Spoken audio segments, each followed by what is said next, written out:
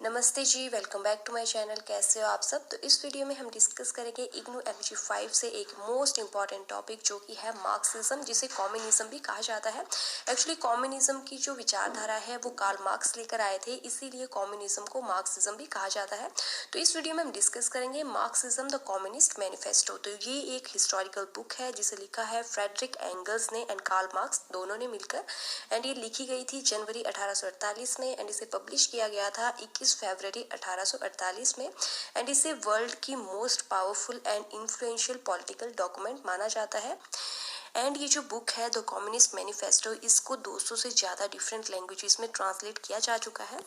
And this document support communism and is against of capitalism, यानी कि ये जो बुक है, ये जो आपकी डॉक्यूमेंट है द कम्युनिस्ट मैनिफेस्टो, ये सपोर्ट करती है कम्युनिज्म को एंड ये अगेंस्ट है कैपिटलिज्म के। तो यहाँ पर आपको दो टर्म जो है न्यू देखने को मिली है, एक है कम्युनिज्म एंड एक है कैपिटलिज्म। तो मैं दोनों आपको डिटेल में बताऊंगी। तो पहले हम जान लेते हैं कि कैपिटलिज्म क्या होता है एंड क्यों ये डॉक्यूमेंट जो है वो कैपिटलिज्म के अगेंस्ट है। ओके, तो कैपिटलिज्म एक इकोनॉमिक सिस्टम है जिसमें प्राइवेट ओनर्स होते हैं जो कंट्रोल करते हैं अपनी प्रॉपर्टी को, जैसे कि इंडस्ट्रीज के ओनर्स हो गए जो अपनी प्रॉपर्टी को कंट्रोल करेंगे एंड अपने इंटरेस्ट एंड जो पब्लिक डिमांड है उसके हिसाब से वो प्रोडक्ट को मैन्युफैक्चर करवाएंगे। एंड प्रोडक्ट का जो प्राइस रखा जाता है वो अकॉर्डिंग टू देयर इंटरेस्ट रखा जाता है, मतलब कि जो ओनर होते हैं वो अपने इंटरेस्ट के हिसाब से प्रोडक्ट के प्राइसेस रखेंगे एंड उनका मेन एम होता है प्रॉफिट कमाना। तो कैपिटलिज्म होता है एक तरह से चीज़ों को मार्केट में भेजना एंड उन चीज़ों का जो प्राइस होगा वो अकॉर्डिंग टू ओनर होगा। वो चाहे तो उनको महंगे में बेचे या उसको सस्ते में बेचे, वैसे ये महंगे में ही बेचते हैं ताकि इनको ज़्यादा से ज़्यादा प्रॉफिट हो सके। तो ये होता है कैपिटलिज्म। एंड जो कैपिटलिज्म है ये बेसिकली जो है फैक्ट्रीज के मजदूरों को जो है काफ़ी ज़्यादा इसका नुकसान होता है।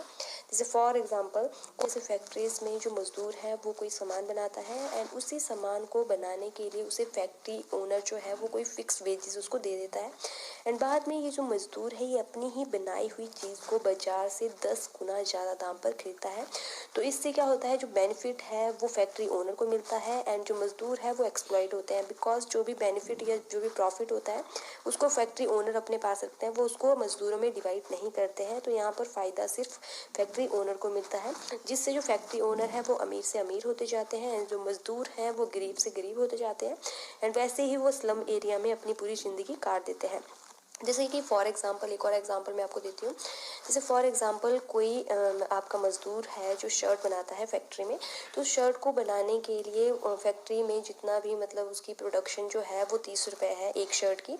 एंड बाद में वही शर्ट फैक्ट्री ओनर जो है वो बाज़ार में 300 रुपये में बेचता है।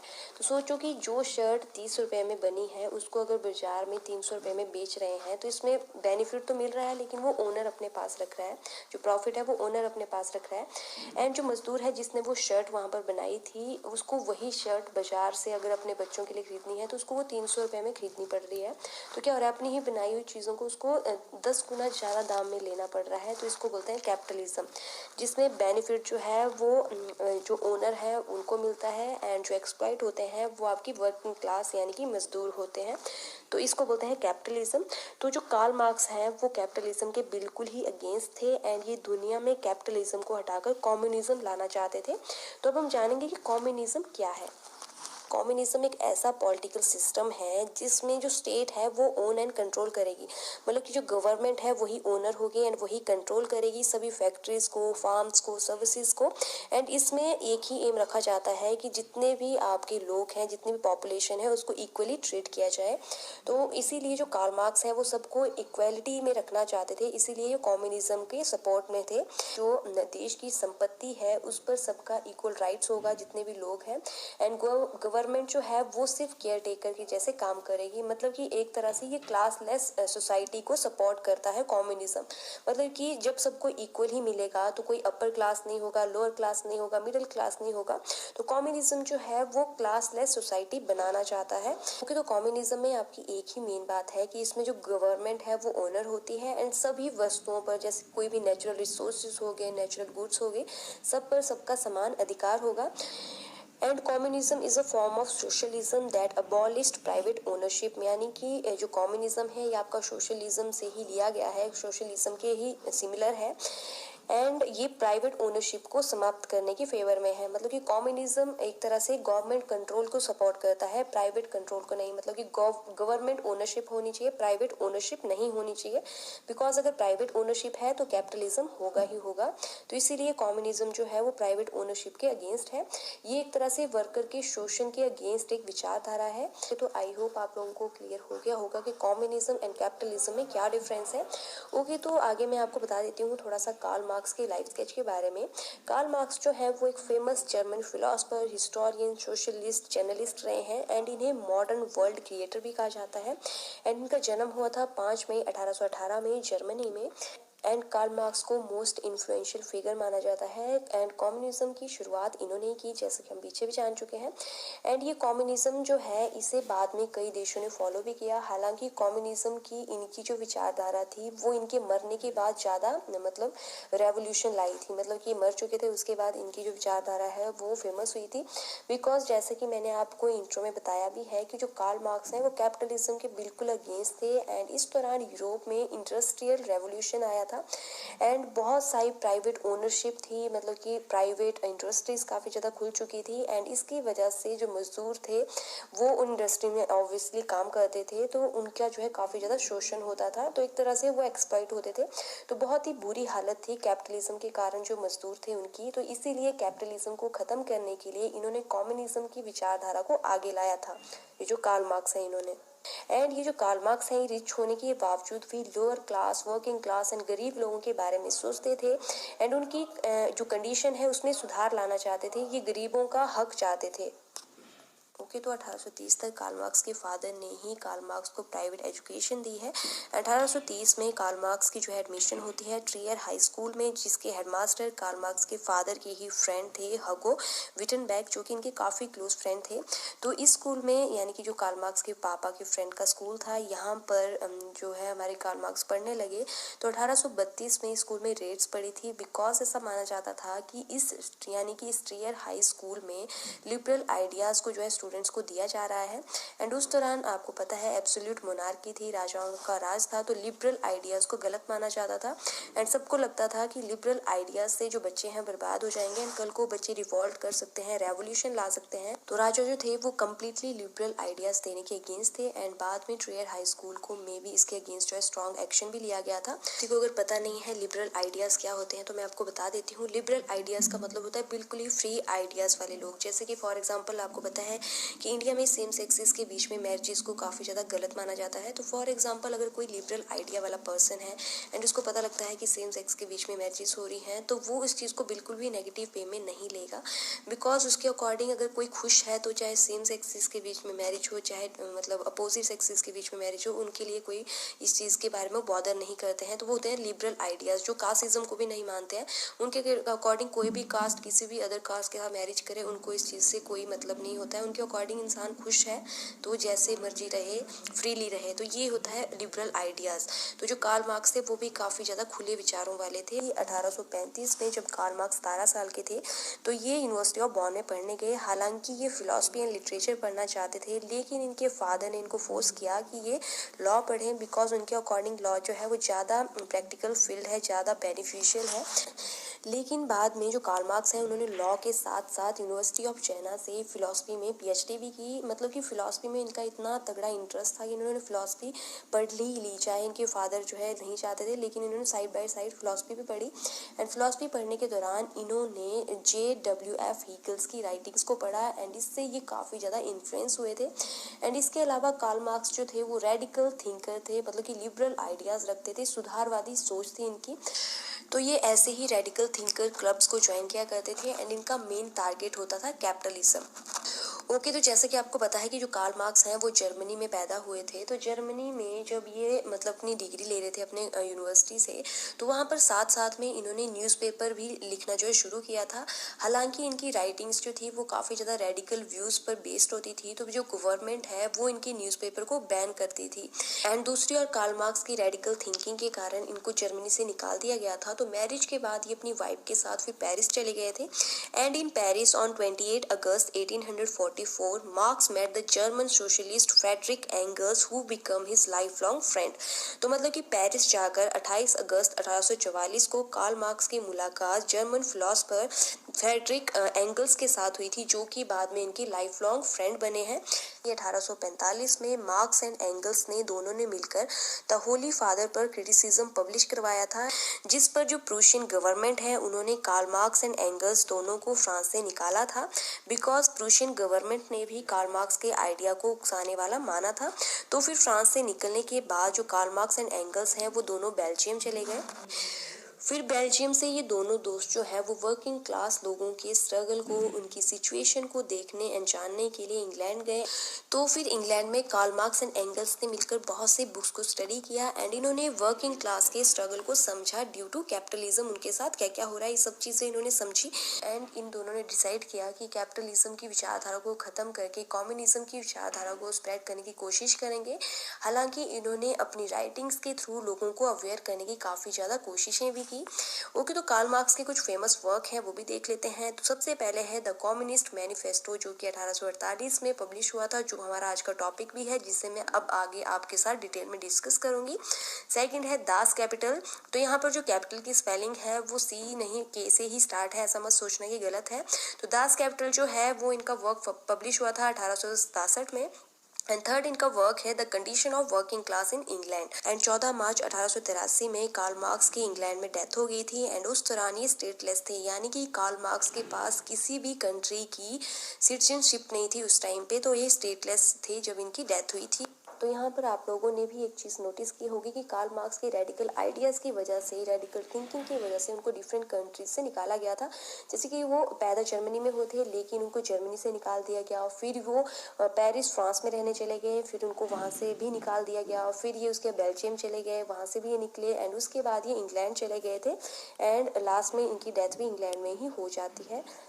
तो यही था कार्ल मार्क्स का लाइफ स्केच। तो अब हम डिस्कस करेंगे हमारा main topic the communist manifesto, जो कि है एक पॉलिटिकल डॉक्यूमेंट जिसे लिखा है Karl Marx and Friedrich Engels ने। जैसे कि मैंने आपको पीछे बताया कि Karl Marx and Friedrich Engels जो है वो लंदन इंग्लैंड आए थे, जो वर्किंग क्लास है उनके स्ट्रगल को देखने के लिए, उनकी हालत को देखने के लिए। 1847 में एक रेडिकल वर्कर्स का ग्रुप जो है वो लंदन में Karl Marx and Friedrich Engels से मिला था। एंड इस रेडिकल वर्कर के ग्रुप को जो है द कम्युनिस्ट लीग जो है कहा जाता था। ओके, तो ये जो कम्युनिस्ट लीग है ये एक तरह की इंटरनेशनल पॉलिटिकल पार्टी थी, जो लंदन इंग्लैंड में 1 जून 1847 में एस्टेब्लिश हुई थी। एंड इस लीग को फिर Karl Marx and Friedrich Engels ने भी ज्वाइन किया। And Karl Marx and Friedrich Engels जो थे वो इसमें डोमिनेंट पर्सनैलिटीज थी। एंड इस कम्युनिस्ट लीग को फर्स्ट मार्क्सिस्ट पॉलिटिकल पार्टी भी कहा जाता है। तो इस कम्युनिस्ट लीग के बिहाफ से ही इन दोनों ने कम्युनिस्ट मैनिफेस्टो डॉक्यूमेंट लिखी थी। एक्चुअली ये जो कम्युनिस्ट लीग थी इसने Karl Marx and Friedrich Engels को कमीशन दी थी, यानी कि पैसे दिए थे, एंड इनको मैनिफेस्टो लिखने के लिए कहा था उनके बिहाफ से, यानी कि कम्युनिस्ट लीग के बिहाफ से इन दोनों को बोला गया था कि वो एक मैनिफेस्टो लिखें। तो लेटर ऑन इन दोनों ने मैनिफेस्टो लिखा। एंड ये जो मैनिफेस्टो है इसको जो है इन्होंने ओरिजिनली जर्मन लैंग्वेज में लिखा था, एंड लेटर ऑन इसको डिफरेंट लैंग्वेजेस में ट्रांसलेट किया गया है। एंड इस मैनिफेस्टो का नाम रखा गया था द कम्युनिस्ट मैनिफेस्टो। एंड इसको जो है काफ़ी ज़्यादा इन्फ्लुएंशियल डॉक्यूमेंट माना गया था। एंड जैसे कि आपको मैंने पीछे बताया कि इसको ओरिजिनली जो है लंदन में ही पब्लिश किया गया था 1848 में। तो उस दौरान जितनी भी मॉडर्न सोशलिज्म डॉक्यूमेंट थी उनमें से सबसे ज़्यादा famous, influential and most widely पढ़ी जाने वाली डॉक्यूमेंट जो है द कम्युनिस्ट मैनिफेस्टो बनी। एंड इस डॉक्यूमेंट को कार्ल मार्क्स के नाम से भी जाना जाता है, यानी कि इस डॉक्यूमेंट को मार्क्सिज्म भी कहा जाता है। तो ये चीज़ मैंने आपको स्टार्टिंग में बताई हुई है। एंड ये जो कम्युनिस्ट मैनिफेस्टो है इसके अलावा भी कार्ल मार्क्स ने बहुत सारे वर्क्स लिखे हैं जो कैपिटलिज्म के अगेंस्ट हैं। The communist manifesto is a political text by Karl Marx and Friedrich Engels aimed at both developing the theory of communism। यानी कि कार्ल मार्क्स एंड एंगल्स ने ये जो अपना वर्क लिखा था द कम्युनिस्ट मैनिफेस्टो, इसका एक ही एम था कम्युनिज्म की थ्योरी को डेवलप करना, यानी कि कैपिटलिज्म को ख़त्म करके कम्युनिज्म को लाना। ये जो बुक है ये कैपिटलिज्म की क्रिटिक है एंड ये कम्युनिज्म को सपोर्ट करती है, मीन्स कम्युनिज्म को डिफेंड करती है। तो यहाँ से हमें क्लियर होता है कि ये जो बुक है इसमें बेसिकली कैपिटलिस्ट इकोनॉमी की जगह पर कम्युनिस्ट इकोनॉमी को लाने का सजेशन दिया गया है। ओके, तो इस डॉक्यूमेंट में कार्ल मार्क्स एंड एंगल्स ने दिखाया है कि कैपिटलिज्म से सोसाइटी दो क्लासेस में स्प्लिट हो चुकी है। तो इन्होंने दो टर्म्स दी हैं, एक है बोर्गोइस एंड एक है प्रोलेटेरिएट। यानी कि बोर्गोइस होता है रूलिंग क्लास एंड प्रोलेटेरिएट होता है वर्किंग क्लास। रूलिंग क्लास वो होती है जो रूल करती है, जिनके पास पैसा होता है, जो लोअर क्लासेस को रूल करती है। जैसे कि फॉर एग्जांपल आपके owners of mean of production, यानी कि जो आपके प्राइवेट ओनर्स होते हैं फैक्ट्रीज के, इंडस्ट्रीज के, वो होते हैं आपके बोर्गोइस, जिनको आप कैपिटलिस्ट भी कह सकते हैं, जो ऑपरेसर्स होते हैं, जो ऑपरेस करते हैं, ठीक है। एंड प्रोलेटेरिएट होते हैं जो वर्किंग क्लास होती हैं, जो लोअर क्लासेस होती हैं, जिनका शोषण होता है, जिनको ऑपरेस किया जाता है बिकॉज वो बोर्गोइस के अंडर काम करते हैं, यानी कि जो प्राइवेट ओनर्स होते हैं उनके अंडर काम करते हैं। तो आपको क्लियर हो गया होगा कि बोर्गोइस होती है रूलिंग क्लास, जिनके पास पैसा होता है, जो शोषण करते हैं वर्किंग क्लास का। एंड जो प्रोलेटेरिएट है वो वर्किंग क्लास है, जो गरीब होते हैं, जो वेज वर्कर्स होते हैं, जिनका शोषण होता है जब वो मतलब कि प्राइवेट ओनर्स के अंदर काम करते हैं। तो कार्ल मार्क्स एंड एंगल्स जो है वो अपनी इस डॉक्यूमेंट के थ्रू बताना चाह रहे हैं कि वर्किंग क्लास के प्रोडक्ट से ही मार्केटिंग इम्प्रूव होती है। एंड ये चाहते हैं कि जो वर्किंग क्लास है, यानी कि जो प्रोलेटेरिएट है, वो अपनी इस पोटेंशियल को, अपनी इस कलेक्टिव स्ट्रेंथ को समझें कि उनके बनाए हुए प्रोडक्ट्स की मार्केटिंग करने के बाद ही उनका ओनर जो है वो वर्ल्ड वाइड फेम ले रहा है, इतना ज़्यादा बेनिफिट, इतना ज़्यादा प्रॉफिट वो ले रहा है। एक्चुअल में वो प्रोडक्ट जो है वो उन्हीं वर्किंग क्लास के लोगों के पोटेंशियल, उनकी क्रिएटिविटी एंड उनके हार्ड वर्क की देन है। तो यहाँ पर कार्ल मार्क्स जो है वर्किंग क्लास को रियलाइज कराना चाहते हैं कि उनकी वजह से ही उनके ओनर्स जो हैं वो डे बाय डे रिच हो रहे हैं। तो यहाँ पर जो कार्ल मार्क्स है वो बताना चाह रहे हैं कि वर्कर्स को स्टैंड लेना चाहिए एंड इस ऑपरेशन से खुद को बाहर निकालना चाहिए, जो उनको ऑपरेशन झेलना पड़ रहा है बोर्गोइस यानी कि रूलिंग क्लास की वजह से, वो उस ऑपरेशन से खुद को बाहर निकालें। तो कार्ल मार्क्स का मानना है कि अगर वर्कर्स ऐसे ही ओनर्स के अंडर काम करते रहे, यानी कि प्राइवेट ओनर्स के अंडर काम करते रहे, उनका ऑपरेशन झेलते रहे, तो एक तरह से वो अपनी कब्र खुद ही खोद रहे हैं। तो कार्ल मार्क्स जो है बिल्कुल अगेंस्ट है कि जो वर्कर्स हैं उनको डोमिनेट नहीं होना है, ऑपरेशन नहीं झेलना है, अपने लिए स्टैंड लेना है।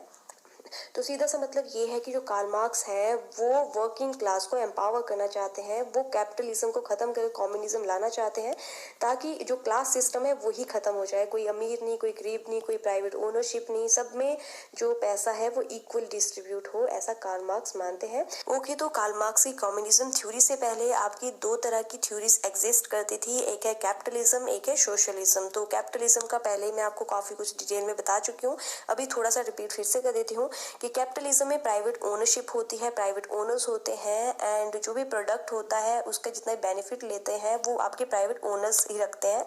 एंड मजदूरों को बहुत कम वेजेस दी जाती हैं, एंड जो प्रोडक्ट प्रॉफिट होता है उससे मजदूरों को कोई शेयर नहीं मिलता है। एंड अपना ही बनाया हुआ प्रोडक्ट जो है वो मजदूरों को मार्केट से 10 गुना ज़्यादा दाम पर खरीदना पड़ता है। कैपिटलिज्म कहता है कि जो प्राइवेट ओनर्स हैं वो जितना मर्जी कमाएं, वो उनकी प्रॉपर्टी का बेनिफिट खुद को जितना मर्जी लें, बस टैक्स गवर्नमेंट को देते रहें।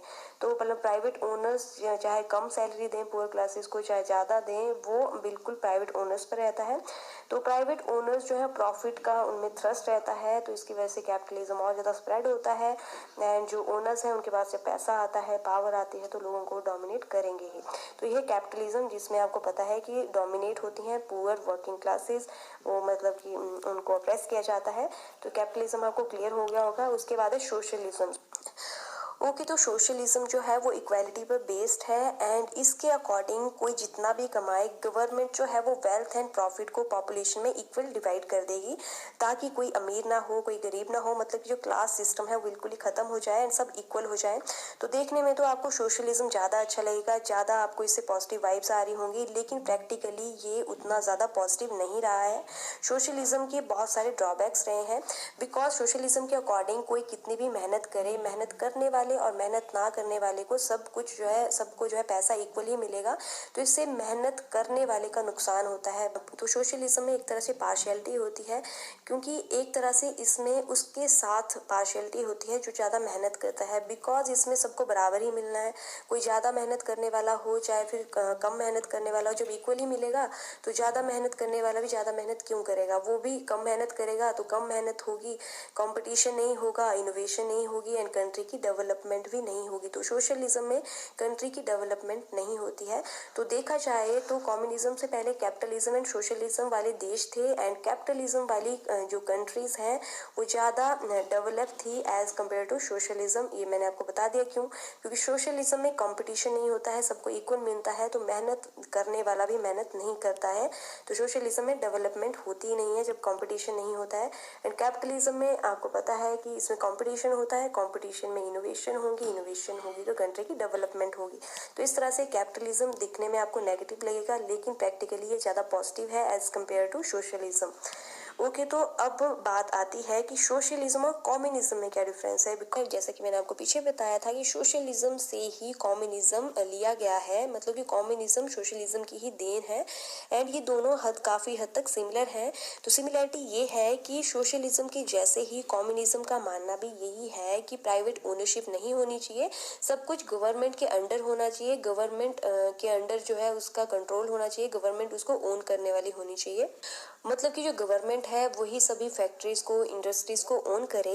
लेकिन कम्युनिज्म एंड सोशलिज्म में एक माइनर सा डिफरेंस ये है जो कार्ल मार्क्स ने दिया है कि कार्ल मार्क्स के अकॉर्डिंग जो प्रॉफिट है एंड जो रिच लोगों की प्रॉपर्टीज है उन्हें इक्वली लोगों में बांटा जाए, एंड सबको उनकी मेहनत का, उनकी शारीरिक मेहनत के अकॉर्डिंग पैसे मिले, एंड जो जितना शारीरिक श्रम करे उसे उसके अकॉर्डिंग वेजेस दी जानी चाहिए।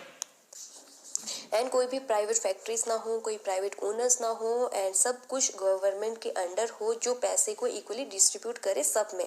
जबकि सोशलिज्म कहता है कि सबको इक्वली पैसा दें, चाहे मेहनत कोई कम करे चाहे कोई ज़्यादा करे, सबको बराबर मिले। तो ये सोशलिज्म का काफ़ी नेगेटिव पॉइंट था कि सोशलिज्म इकोनॉमी में जो तरक्की है वो नहीं हो पाती थी, बिकॉज सबको जब बराबर मिलेगा तो इनोवेशंस कहाँ से होंगी। तो लेकिन जो कम्युनिज्म है उसमें एक छोटा सा डिफरेंस ये था कि ये बोलता था कि शारीरिक मेहनत का दे, कोई कम मेहनत कर रहा है उसको कम दे, कोई ज़्यादा शारीरिक मेहनत कर रहा है उसको ज़्यादा दे। बिकॉज कैपिटलिज्म में आपको पता है कि क्या होता था, जो कैपिटलिस्ट क्लास है वो कोई शारीरिक मेहनत नहीं करती थी, यानी कि जो प्राइवेट ओनर्स होते थे वो कोई शारीरिक मेहनत नहीं करते थे। वो क्या करेंगे, कुछ फैक्ट्रीज खोलेंगे, उसमें जो नई नई मशीनें हैं वो लगाएंगे, कुछ मजदूरों को हायर करेंगे एंड उनको फिक्स मतलब कि वेजेस देंगे। तो इसमें जो है जो कैपिटलिज्म में क्या होता है, जो प्राइवेट ओनर्स होते हैं उनका सिर्फ दिमाग और उनका पैसा काम आता है, वो फिजिकली कुछ नहीं करते हैं। फिजिकली वर्क हार्ड जो होता है वो आपके करते हैं वर्किंग क्लास। तो क्या होता है कि कैपिटलिज्म वर्किंग क्लास को उनकी मेहनत का नहीं मिल पाता है, उनकी मेहनत ज़्यादा होती है, उनको वेजेस कम मिलती हैं। तो कम्युनिज्म इसी बात को जो है टारगेट करता है कि जो जितना मेहनत करेगा उसको उतना ही दिया जाएगा, कोई कम मेहनत करेगा फिजिकली उसको कम दिया जाएगा, कोई ज़्यादा मेहनत करेगा उसको ज़्यादा दिया जाएगा। तो ये है आपका कम्युनिज्म, एंड बाकी जो पैसा है, जो प्रॉफिट है वो सब में इक्वली डिवाइड किया जाए, ऐसा आपका कम्युनिज्म मानता है। एंड जो कार्ल मार्क्स हैं वो फैमिली सिस्टम को भी अपोज करते हैं। उनके अकॉर्डिंग अमीर बाप के मरने के बाद अमीर बाप की जो प्रॉपर्टी है वो उसके बेटे को नहीं जानी चाहिए, बल्कि बाप जब तक जिंदा है तब तक वो अपना कमाया हुआ जो भी है उसका जो है बेनिफिट वो पूरा ले, एंड उसके मरने के बाद जो प्रॉपर्टी है वो पूरी की पूरी समाज में इक्वली डिस्ट्रीब्यूट की जाए। तो ऐसा आपके कार्ल मार्क्स मानते थे। And according to Karl Marx communism economical society में ना कोई मालिक होगा ना कोई मजदूर होगा, इसमें सभी इक्वल होंगे, एंड इसमें ना किसी का शोषण होगा ना कोई शोषण करेगा। कार्ल मार्क्स के अकॉर्डिंग जो कम्युनिस्ट इकोनॉमी है उसमें वर्किंग क्लास यानी कि मिडिल क्लास की ही सत्ता होगी। मतलब कि वेल्थ प्रॉफिट जो भी होगा, जो अमीर लोगों के पास होगा या जो भी जितनी भी वेल्थ होगी वो सब में इक्वली डिस्ट्रीब्यूट होगी, मतलब कि किसी को भी कम या ज़्यादा नहीं, सबको इक्वल मिलेगा। तो ऐसा कार्ल मार्क्स मानते थे। हालांकि कार्ल मार्क्स ने अपनी इस डॉक्यूमेंट में यानी कि कम्युनिस्ट मैनिफेस्टो में कैपिटलिज्म की भर भर के बुराइयां की हैं, उसकी कमियां काफ़ी अच्छे से बताई हैं, लेकिन ये इस अपनी डॉक्यूमेंट में कम्युनिज्म इकोनॉमी की अच्छाइयाँ अच्छे से नहीं बता पाए हैं कि कैसे सब में इक्वल जो है पैसा डिवाइड होगा, कैसे इक्वालिटी आएगी। ओके, तो Karl Marx and Friedrich Engels ने द कम्युनिस्ट मैनिफेस्टो, ये जो इनकी डॉक्यूमेंट है, इसके सेक्शंस को जो है एंड किया है प्रैक्टिकल स्टेप्स के साथ। मीन्स कि कार्ल एंड एंगल्स के अकॉर्डिंग कम्युनिज्म की इम्प्लीमेंटेशन में क्या क्या लागू किया जाना चाहिए, क्या क्या मतलब चीज़ें इंक्लूड होनी चाहिए, वो क्या क्या है वो देख लेते हैं। सबसे पहले इन्होंने बोला कि एक तो हाई इनकम टैक्स होना चाहिए, सेकंड फ्री एजुकेशन होनी चाहिए, थर्ड चाइल्ड लेबर बिल्कुल नहीं होनी चाहिए, एंड सेंट्रलाइजेशन होनी चाहिए, चाहे फिर ट्रांसपोर्ट हो, एजुकेशन हो या फाइनेंशियल इंस्टीट्यूशन हो। तो ये आपके कुछ मेन स्टेप्स थे जो कम्युनिज्म के अंडर होने चाहिए, जो कार्ल मार्क्स एंड एंगल्स ने दिए हैं। ये जो मैनिफेस्टो मैनिफेस्टो है इसको एंड किया गया है एक प्रिडिक्शन के साथ कि बहुत जल्द वर्ल्ड में जो है रेवोल्यूशन आएगा। मींस कि जो प्रोलेटेरिएट है, जो हमारी वर्किंग क्लास है, वो फाइट करेगी बॉर्गोइज के अगेंस्ट, यानी कि जो रूलिंग क्लास है उनके अगेंस्ट वो फाइट करेगी। यानी कि जो ऑप्रेस्ड होते थे वो ऑप्रेसर्स के अगेंस्ट आवाज उठाएंगे, रेवोल्यूशन करेंगे। मींस कि मजदूरों की रिवॉल्ट से जो कैपिटलिज्म है उसको खत्म करना ही पड़ेगा एंड रेवोल्यूशन होगा एंड प्राइवेट ओनरशिप भी खत्म होगी। तो इस प्रेडिक्शन के साथ आपका जो कम्युनिस्ट मैनिफेस्टो है उसको खत्म किया है कार्ल मार्क्स एंड एंगल्स ने। ओके, तो यही था द कम्युनिस्ट मैनिफेस्टो के बारे में। आई होप आप लोगों के लिए वीडियो हेल्पफुल रहेगी एंड अगर आपको वीडियो थोड़ी सी भी हेल्पफुल लगी है तो प्लीज़ वीडियो को लाइक करना, शेयर करना एंड मेरे चैनल को सब्सक्राइब करना, बिकॉज MEG5 पर अभी और भी वीडियोस आने वाली हैं। ओके, तो मिलते हैं हमारी नेक्स्ट वीडियो में। Till then take care, bye bye.